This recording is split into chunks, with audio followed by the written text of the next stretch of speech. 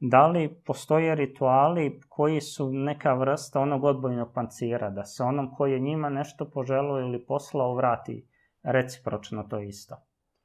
Pa normalno da postoji. Znači, uvek može da se desi da ukoliko osoba jeste pod crnom magijom, oseti to ili kontaktira belog maga i sazna da je tako ili je pronašao nešto u kući i dobro, najvažnije je da se očisti, ali postoji i to da ukoliko želi, čak i ako ne zna komu je uradio, uvek postoji ritual da se toj osobi koja je radila ne uradi ništa loše, nego samo da se kao bumerang vrati ono što je poslato već njemu, jer ima ljudi koji to traže, da se to vrati osobi, pa prosto da oseti na svojoj koži ono što je želeo drugo. Obično se te osobe posle nekog vremena jave na iznenađenje te osobe koja je vratila.